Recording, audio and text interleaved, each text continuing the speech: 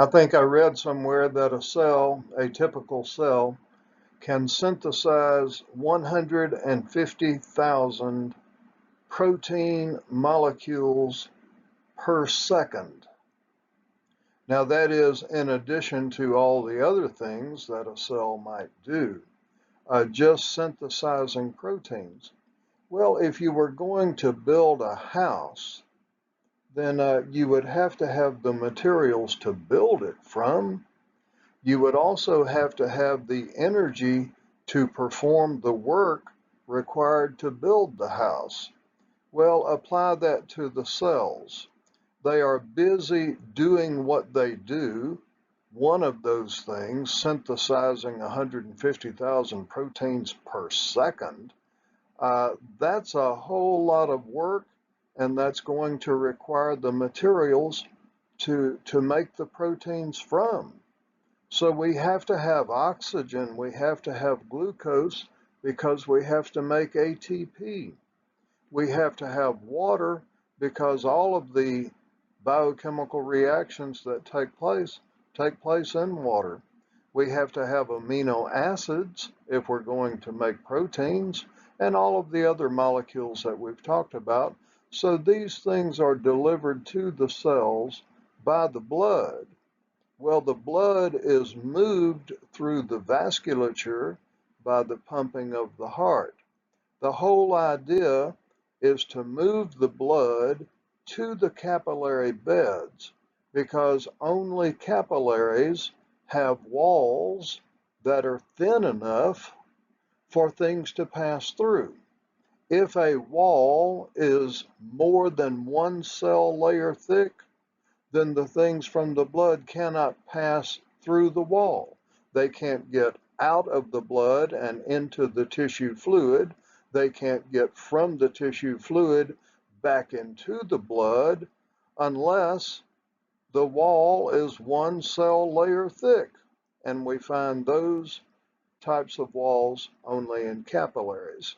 So speaking of walls, let's just take a short look at the anatomy of arterial walls, and just so you'll have an idea of the differences in the walls as they go from larger to smaller.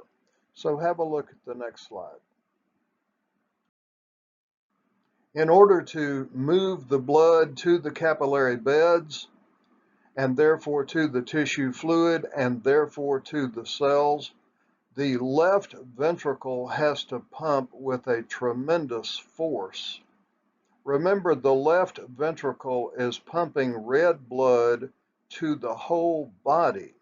So the numbers for the left ventricle will be different than they would be for the right ventricle. The right ventricle is only pumping blue blood to the lungs, and the lungs are right next door. They're only a few inches away. So the pressure in the right ventricle, or the pressure offered by the right ventricle to pump blood to the lungs, is 25/10. So the systolic pressure in the right ventricle, 25, the diastolic pressure, 10.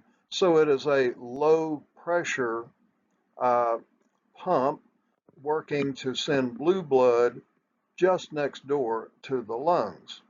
Well, that is not the case with the left ventricle.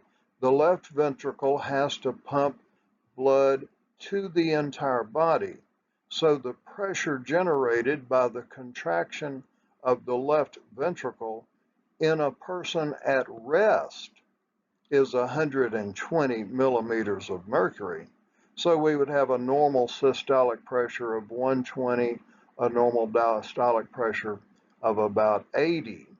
So the pressure generated by the left ventricle, because it is so intense, well, that pressure is transferred to the arterial walls. Well, we have the big aorta coming right out of the left ventricle.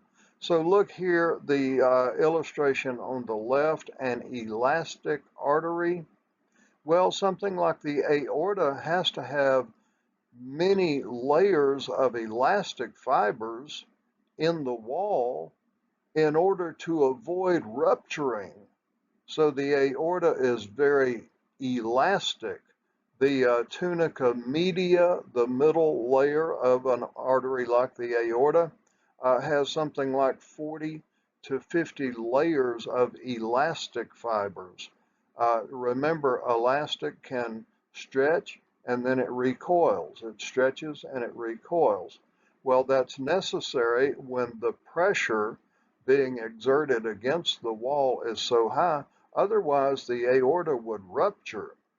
So the three layers of the elastic artery there, the tunica intima, that is the innermost lining of the arterial wall. The tunica media, in the case of the aorta, is very elastic.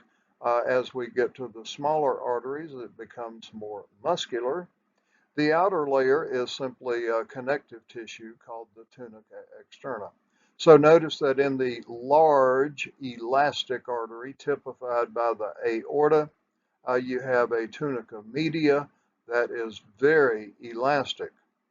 The muscular artery, the medium-sized artery, such that we would say the femoral artery or the brachial artery, the radial artery, those are medium-sized. They have many layers of muscle tissue in the tunica media.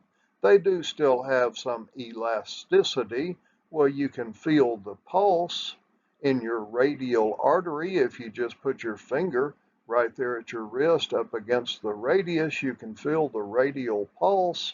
Well, that means there's elasticity there. You feel the artery throb every time the heart beats. So we have, in addition to elastic fibers, we have many layers of muscle. Well, this is how we control our blood pressure. With muscle tissue in the walls of arteries, we can constrict the artery, which would increase the pressure, or we can dilate the arteries and therefore decrease the pressure. So the medium-sized arteries, such as the ones that have names, like I just named, they have much smooth muscle tissue in the tunica media, and the tunica intima and tunica externa are much the same. Now, when we get to an arteriole, these are resistance vessels. Notice that we have a tunica media, which is just strictly smooth muscle cells. So by the time we get to the arteriole level, we're getting very close to the design of capillaries, and it is only through the walls of capillaries that we can move things. So in the illustrations that are shown here, I'm only trying to show you that the arterial wall changes in response to the pressure that's put on it. The closer it is to the heart, the higher the pressure is. The farther away it is from the heart, the lower the pressure is. Okay, let's look at the next slide, and I will show you some of the dynamics that take place at the capillary bed. So the left ventricle, by its systolic contraction, is going to have to pump 4 to 6 liters of blood all the way through the body, and still we have to bring it back to the heart all within a minute's time. So that is a whole lot of blood moving at a very high pressure and at a very high speed. So as we come out of the left ventricle, we go into the aorta. That's our big elastic artery. The arteries get smaller and they become more muscular. We call those distributing arteries. Then we have the resistance arteries, those that have mostly smooth muscle in the wall for the purpose of changing the blood pressure by contracting or relaxing the smooth muscle. And then we are down to the microscopic level when we talk about arterioles. Even so, we cannot pass the materials that are in blood plasma through the wall of an arteriole. We have to get to the level of the capillary. Well, capillaries exist in beds. There are hundreds of capillaries that may spring off of a vessel such as an arteriole. So there is a continuation straight through. It's not shown in this illustration. I drew this illustration myself with the tools that PowerPoint offers. Well, going straight through, there would be a thoroughfare channel connecting the arterial end to the venous end. I haven't shown that, but the lines going out, there is an arterial end of the capillary bed. There is a venous end of the capillary bed. So in between, well, those are the capillaries.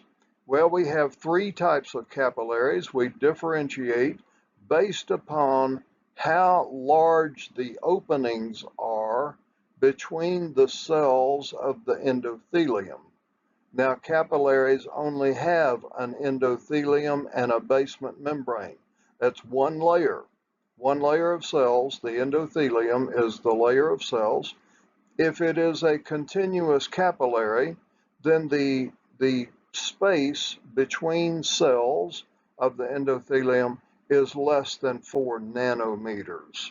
So it's called continuous because those cells are very close together. Therefore, only very small molecules could pass between those cells and therefore leave the blood. So continuous capillaries are very common. They don't allow many things, but small molecules such as water, oxygen, carbon dioxide, things like that. Well, they can pass between those small spaces between cells and leave the blood and also come back into the blood.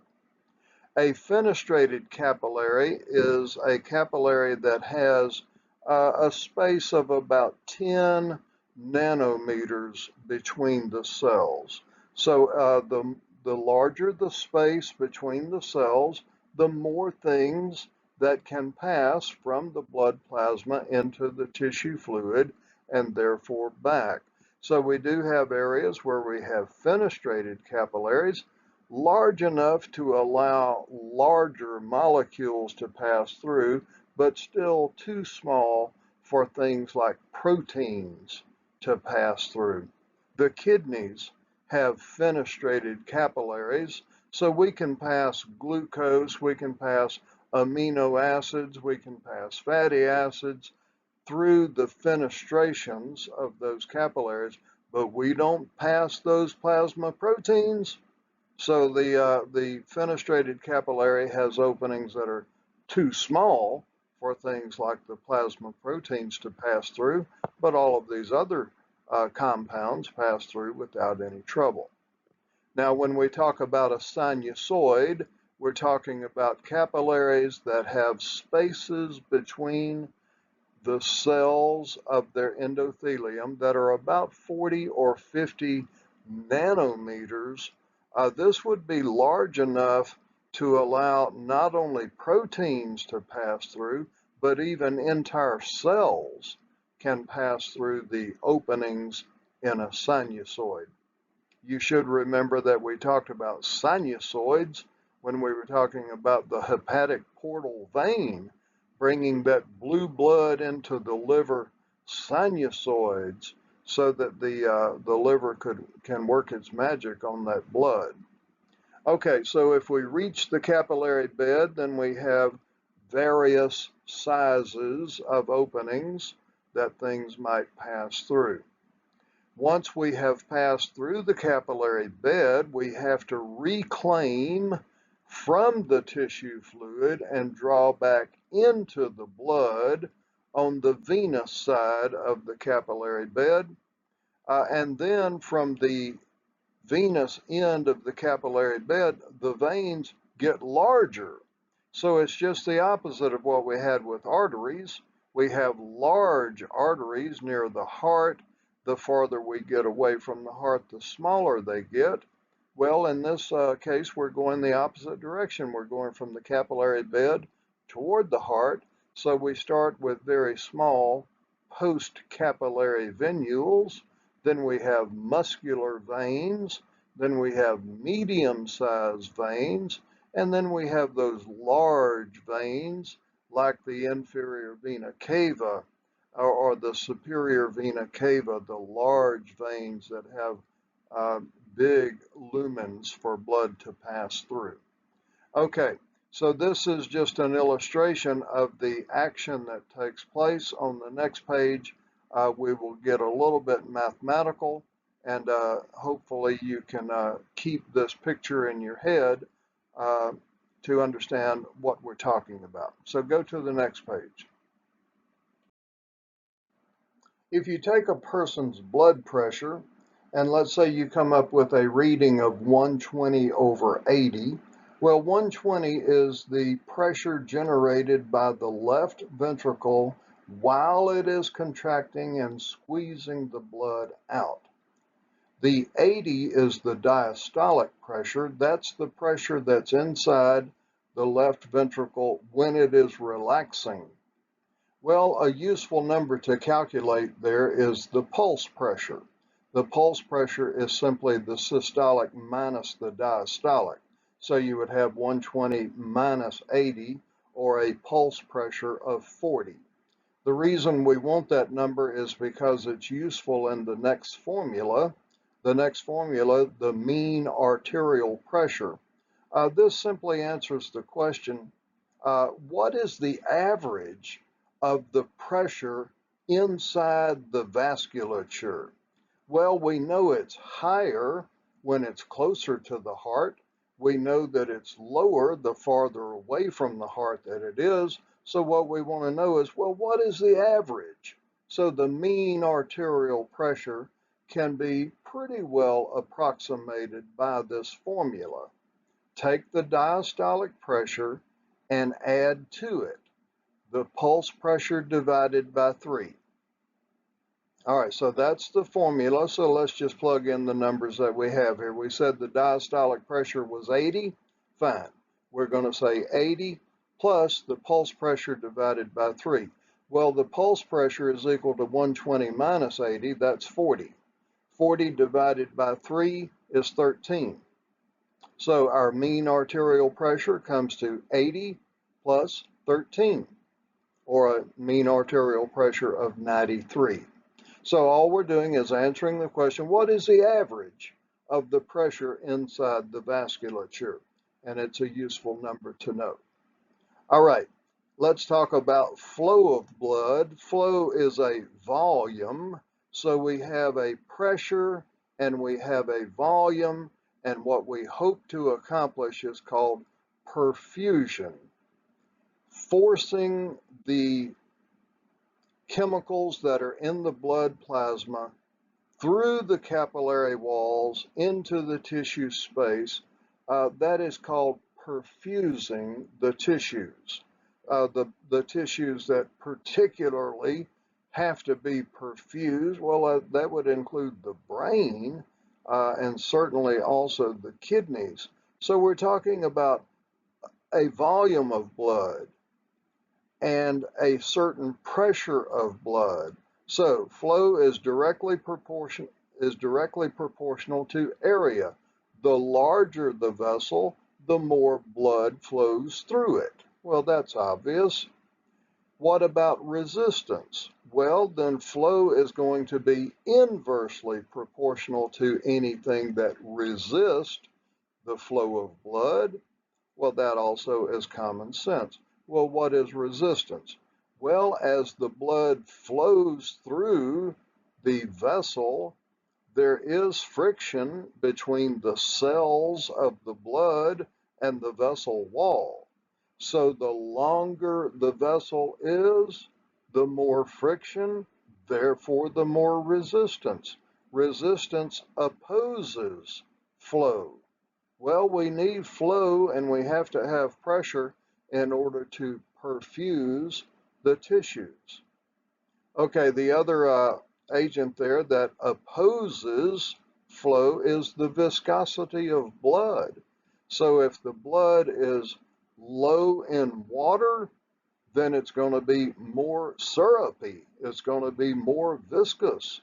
So anytime the blood is too viscous, too syrupy, or anytime it's too watery, which means it's not viscous enough, either way, it's going to affect the resistance and therefore it's going to affect the flow, and therefore it's going to affect the perfusion of the tissues. All right, so let's calculate here our net filtration pressure at the arterial end of the capillary bed. So if you need to, go back to the previous slide and look at the illustration that I gave you. The arterial end of the capillary bed, well, that's where you have the red lines, the little red capillaries, that's the arterial end. Well, some smart guys have determined what is the mean arterial pressure. Actually, they got this number by taking the pressure inside the little arterioles near the tips of the fingers. So that's where this number 30 comes from. That's out near the fingernails.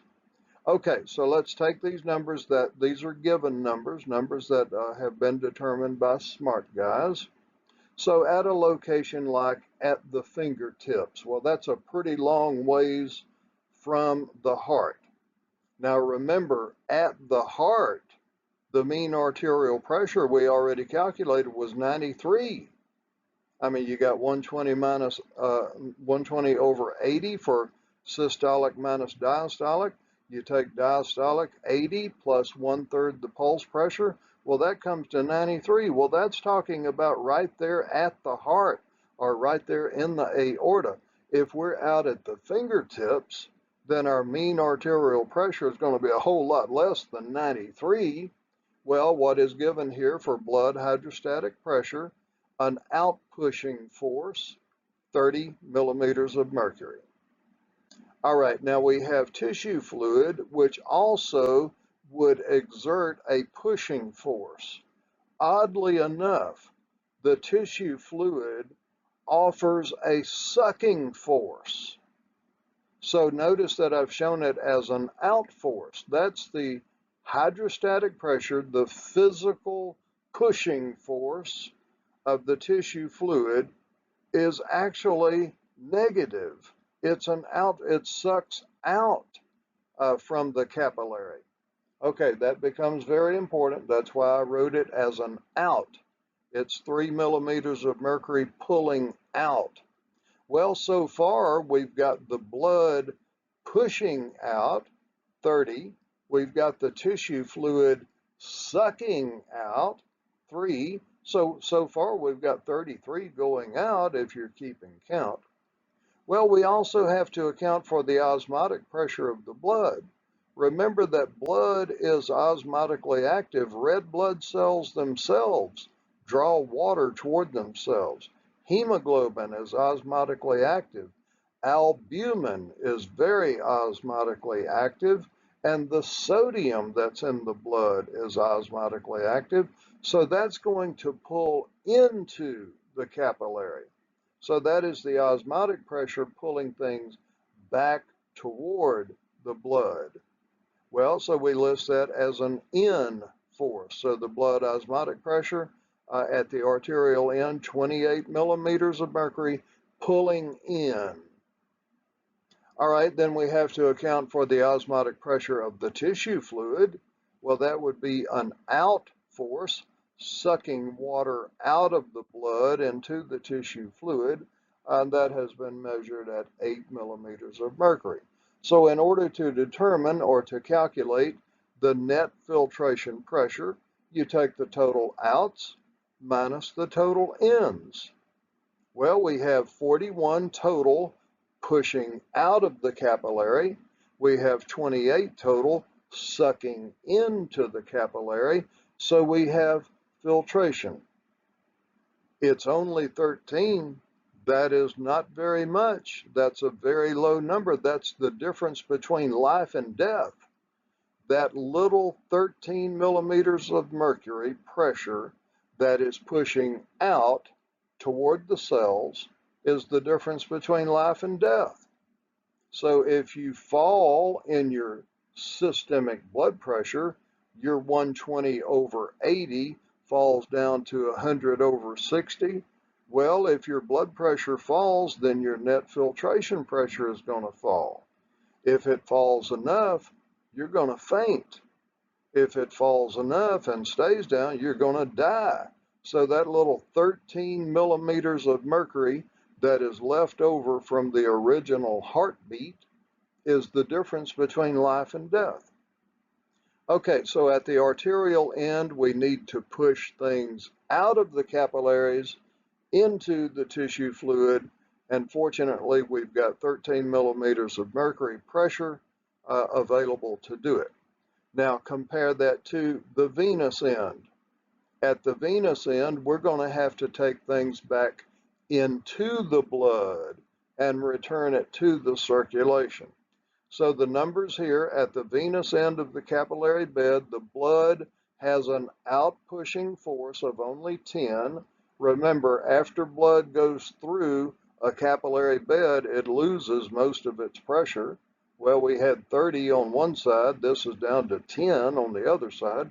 So our hydrostatic pressure pushing out is 10.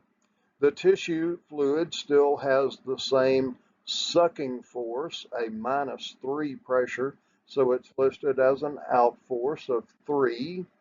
The blood osmotic pressure is still the same, 28 in. The tissue fluid osmotic pressure is still the same, 8 millimeters mercury out. So to calculate the net reabsorption pressure, take the total outs minus the total ins. Well, we have total outs of 21.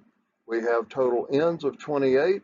So that means we can draw things back into the blood because the pressure difference there is 7 millimeters of mercury pulling in. So we're bringing things from the tissue fluid back into the post-capillary venules and returning it to the circulation. And we only have a precious little 7 millimeters of mercury to accomplish that. Okay, next slide. I'm sure that by now you probably have observed that some people have those sagging bulldog cheeks. Some people have that sagging turkey neck. Some people have a stooped over posture. A lot of people have lower back pain. Well, what's going on here is a thing called gravity. Gravity never sleeps, and we stand on 2 feet in opposition to it. Eventually, gravity will win. Obviously, it pulls down, pulls down, pulls down, and eventually will pull us all about 6 feet down under. Well, the same gravity works against our circulatory system, just like it works against our skin, our muscles, and our bones. Well, we have to return blood to the heart that has already passed through the capillary beds. Once the blood has passed through the capillary bed, much of the hydrostatic pressure, which is the driving force that originated with the left ventricle of the heart, much of that hydrostatic pressure has been lost. So by the time we are at the post-capillary venule, we might have a meager 10 millimeters of pressure remaining in those vessels, and then we're going to have to move that blood uphill against gravity in order to get back to the heart. Well, it turns out that the veins get larger as we go from the postcapillary venules toward the heart. If the area is increased, then the pressure inside decreases. What that creates is a pressure gradient.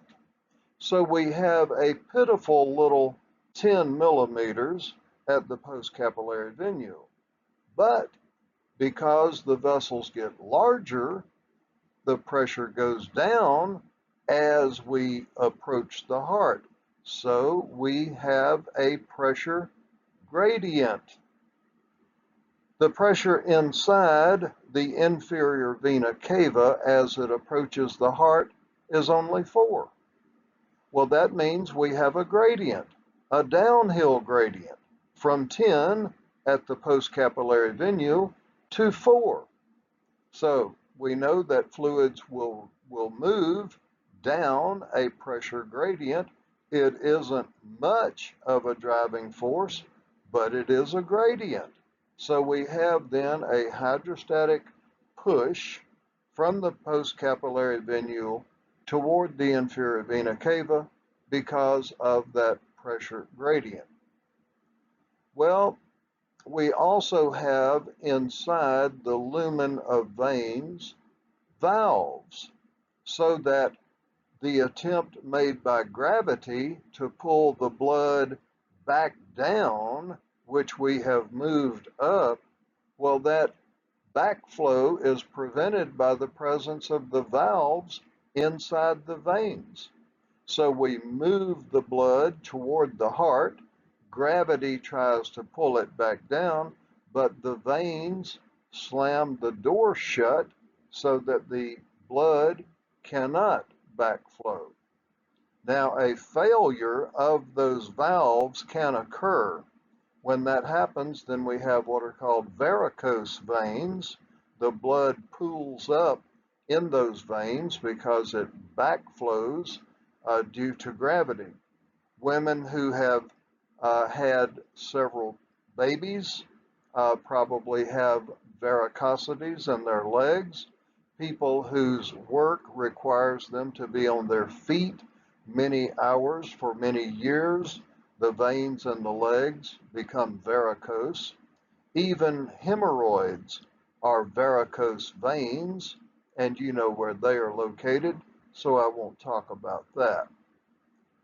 Since there is smooth muscle tissue in the walls of veins, muscle tissue contracts, which squeezes the veins and therefore moves the blood toward the heart.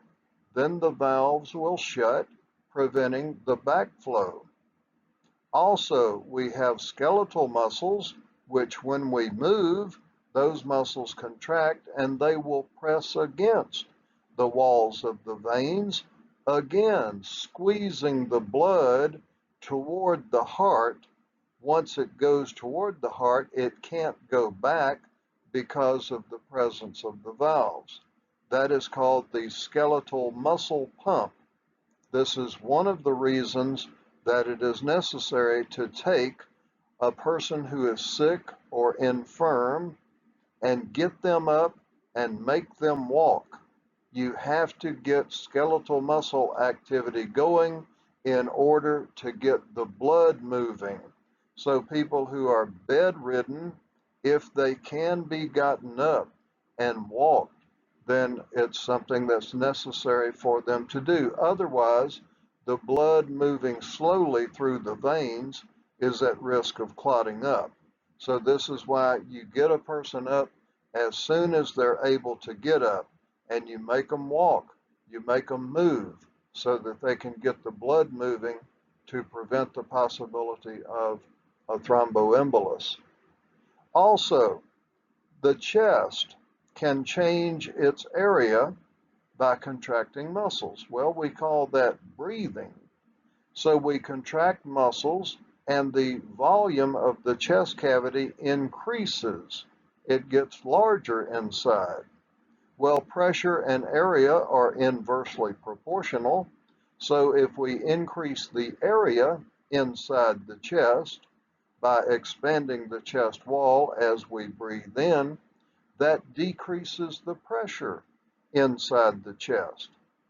Well, that assists in the pressure gradient. We move from higher pressure to lower pressure. Well, we just lowered the pressure inside the chest. The heart is in the chest. We're trying to get to the heart. So we call this the thoracic pump. It is simply deep breathing to decrease the pressure inside the chest cavity, which will assist in drawing blood toward the chest cavity where the heart is. So we have a lot of mechanisms simply designed to bring the blood back up the hill toward the heart so that we do circulate our entire volume of blood per minute. All of the cells of the body, all of the tissues, all of the organs depend upon the blood pressure. If the pressure of blood is not adequate to drive the materials in the blood plasma through the capillary walls where it can reach the cells, then the cells will be deprived of the things they have to have in order to live and perform the functions they perform. If the failure to perfuse the tissues is a low cardiac output, then we have what is called cardiogenic shock. The heart, perhaps damaged by a heart attack or some disease, or by fibrosis that goes with age, the heart simply does not pump a sufficient stroke volume. If the heart doesn't deliver a stroke volume that is adequate, then the cardiac output falls. If the output falls, then the pressure falls. If the pressure falls, then the tissues will not be perfused. So that would be due to something like congestive heart failure or valve problems within the heart such that blood is regurgitating from one chamber to another and not being moved forward. So cardiogenic shock simply means the heart is to blame for the lack of perfusion pressure. Another type of shock is hypovolemic shock. That simply means the volume of blood is too low. Well, if we don't maintain at least 4 liters of blood, then we can't maintain a sufficient pressure. Now, that loss of volume may be due to hemorrhaging. A person may bleed, or if they are badly burned, water is lost through the damaged skin due to a severe burn, or a person may sweat excessively, or a person may have chronic diarrhea or vomiting, therefore a loss of body water and a loss of blood volume. That water came from the blood. Excessive sweating is a way that we lose a lot of water. That would generally be called a heat stroke. So what happens because the blood volume is too low, whether due to hemorrhaging or excessive sweating or excessive diarrhea, the volume of blood falls to such a level that the tissues are not being perfused. Well, the first one to take notice of that would certainly be the brain. If the brain is not being perfused, not receiving the oxygen and the glucose that it has to have constantly at a certain pressure, then the brain will turn the lights out. That's why we call it shock. The person loses consciousness because the brain is not being adequately perfused. In this case, due to a low blood volume. Well, what if the heart is doing what it's supposed to do? What if the volume of blood is where it should be, but the arteries excessively dilate? Then we can go into vasodilatory shock because pressure is inversely proportional to area. If the arteries dilate, then the area inside increases, which is going to decrease the pressure of the blood. If the pressure falls below the point at which the brain can be perfused, then the brain will turn the lights out. So there are many agents that can cause vasodilation. Our most potent vasodilator is our own production of histamine. An excessive release of histamine can cause vasodilation to the degree that the blood pressure is not adequate to perfuse the brain will turn the lights out, the person faints. Also, there are bacterial toxins. The bacteria, if they are proliferating in the blood, can release toxins which cause the arteries to dilate. So with the excessive dilation, we lose pressure. Without pressure, the brain is not perfused and the lights go out. Toxic shock syndrome is caused by an exotoxin released by Staphylococcus aureus. Endotoxic shock occurs when we have gram-negative bacteria proliferating in the blood, so simply due to the release of bacterial toxins, a person may suffer extreme vasodilation, therefore loss of perfusion pressure, therefore loss of consciousness. We then have low venous return shock. I mentioned the power of gravity to oppose the returning of venous blood to the heart. In the event that we are not returning blood to the heart, then the fluid seeps out of the blood into the tissue spaces of principally the legs and the abdomen. Well, if we lose the fluid from our blood and it's out in these cavities or in these tissues, like in the ankles, the legs, or in the abdominal cavity, well, then that's a loss of volume from the blood. So we're going to have a low venous return because of the excessive edema. The fluid is lost along the way. Consequently, the volume decreases. Consequently, the pressure decreases. Consequently, the brain is not perfused. If the brain is not perfused, it is lights out.